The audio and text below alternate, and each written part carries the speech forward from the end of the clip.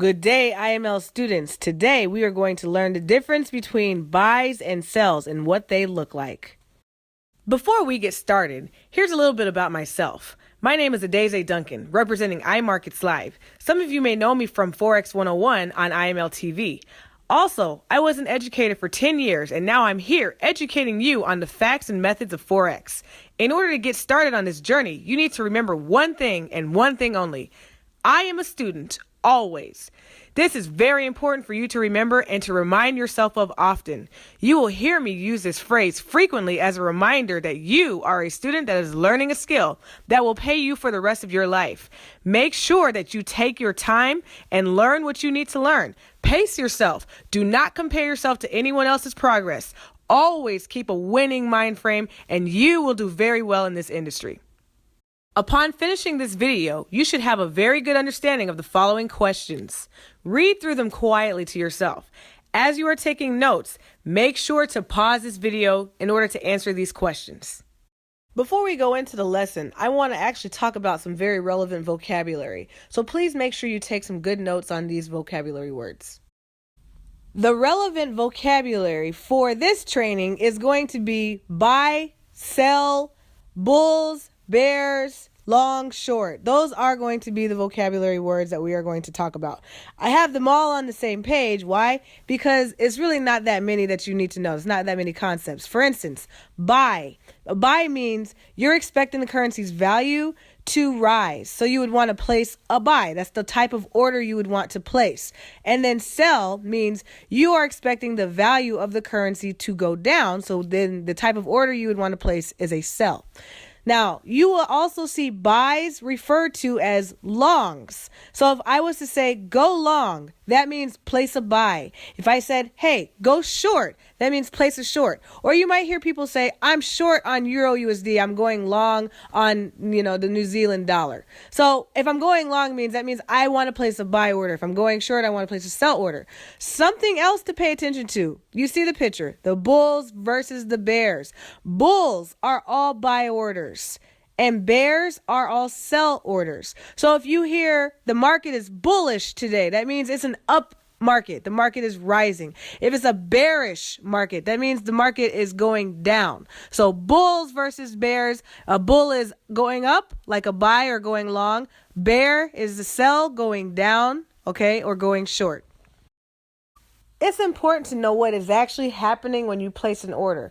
When you're placing an order, or let's say when a market participant is placing an order, if they're a buyer in the market, what's happening is they are causing the exchange rate's value to rise. Why? Because they want to buy it. When you all of a sudden want to buy something, when you find a buyer, then all of a sudden whatever it is that you have has more value to it. So what's it going to do? It's going to rise. As the demand increases for the currency, the exchange rate rises. And as that rise happens, that rise is recorded in the market and you actually start to see the market rise. So the more buyers you have in the market, the more the market starts to rise. And I'll show you an example.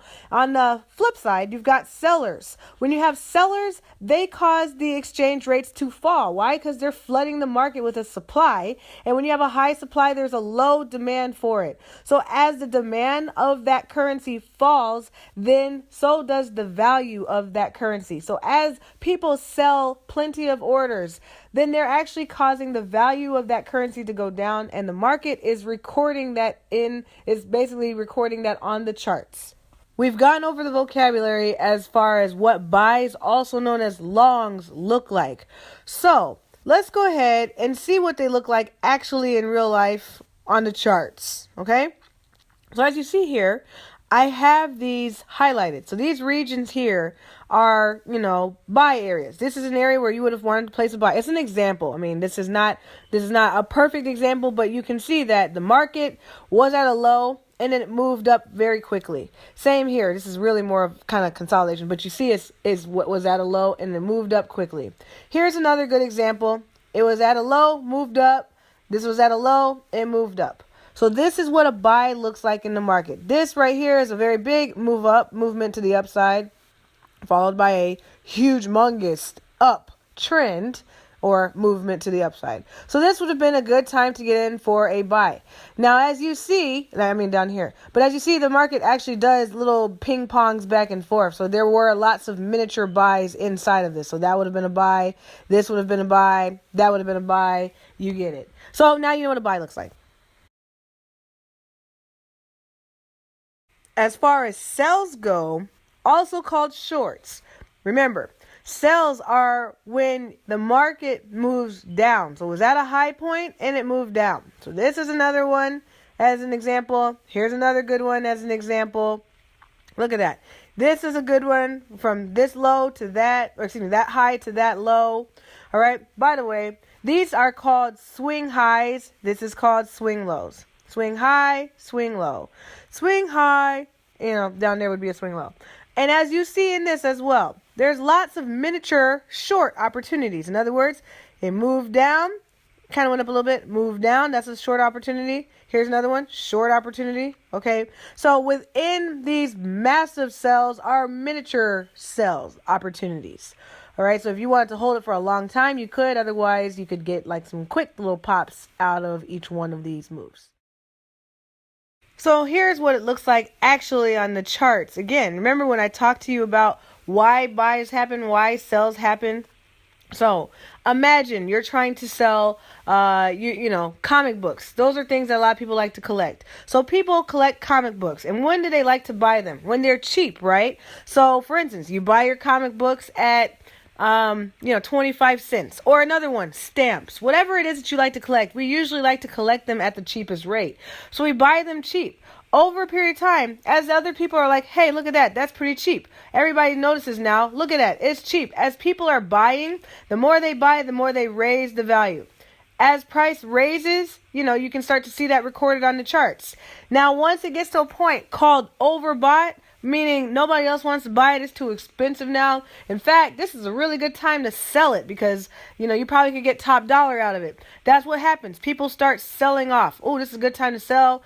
Great time to sell. As people sell, they flood the market back again with a supply of those comic books. And what happens? The value goes down. So that is what's happening in the charts. You're seeing it recorded, okay?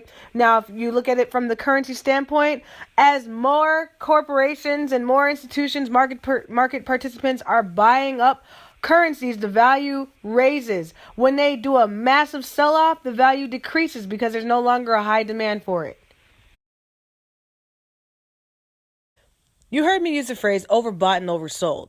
When I say overbought, what I'm saying is that the market has reached its limits of people who are willing to place buys, and now no one wants to buy anymore. As we would say in a real estate market, the inventory is low.